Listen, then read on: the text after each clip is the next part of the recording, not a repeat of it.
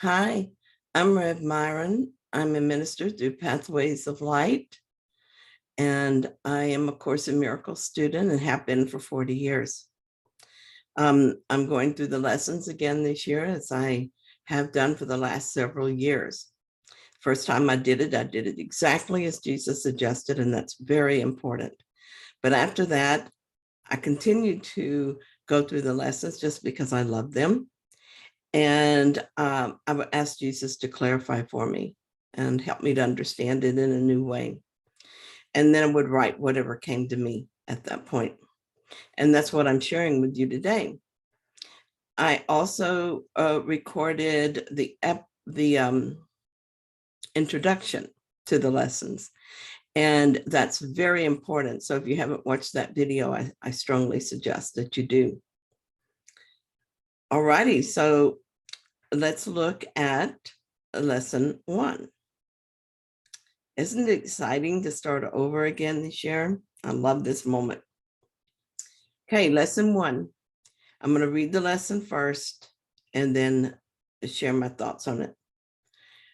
Nothing I see in this room, on this street, from this window, in this place, means anything. Now look slowly around you and practice applying this idea very specifically to whatever you see.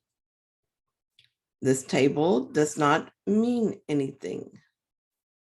This chair does not mean anything. This hand does not mean anything. This foot does not mean anything.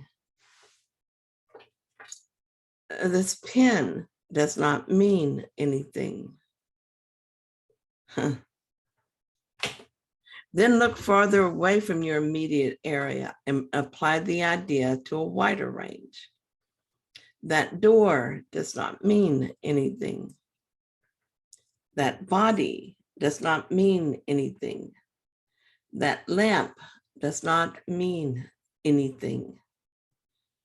That sign does not mean anything. That shadow does not mean anything. Notice that these statements are not arranged in any order and make no allowance for differences in the kinds of things to which they are applied. That is the purpose of the exercise. The statement should merely be applied to anything you see. As you practice the idea for the day, use it totally indiscriminately. Do not attempt to apply it to everything you see, for these exercises should not become ritualistic. Only be sure that nothing you see is specifically excluded. One thing is like another as far as the application of the idea is concerned.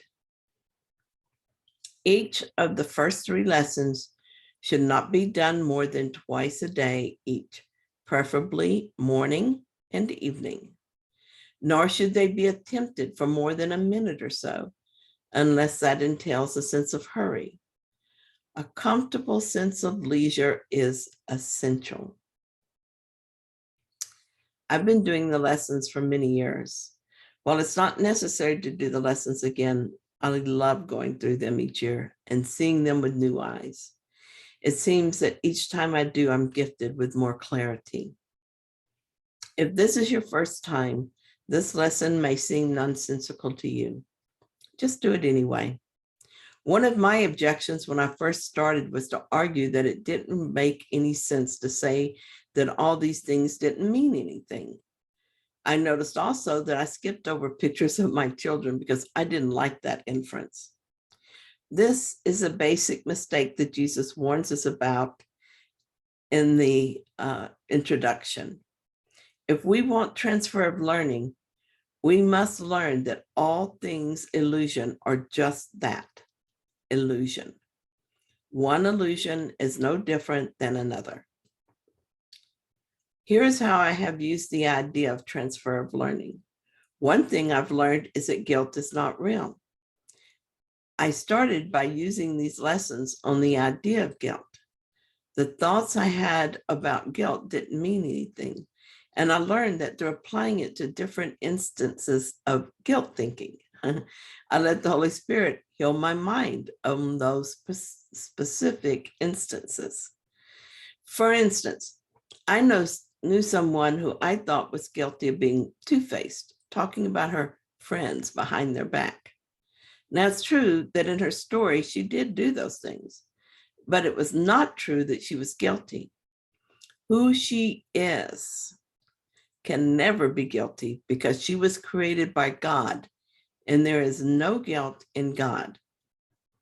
I used a forgiveness process on every instance in which I thought someone was guilty or that I was guilty.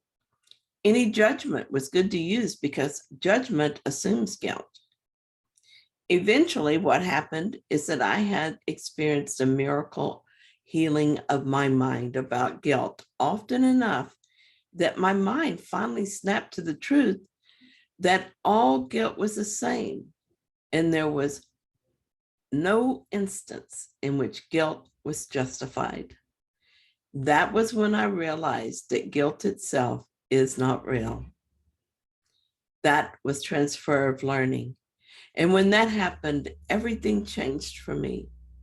I shifted permanently into a life of nearly consistent peace and happiness. Another thing you might notice is that he is leading us into this very gently. We're only to do this lesson twice a day and only for a short period. This is because he does not want us to feel attacked and dig our heels in to stop the process. I decided early on that Jesus knows what he is doing and what will work for us. So now I just follow directions. When I wanted to do things differently or resisted doing as instructed, I brought those ideas to the Holy Spirit and asked him to heal my mind of the belief that I knew better. So thank you so much for watching my video.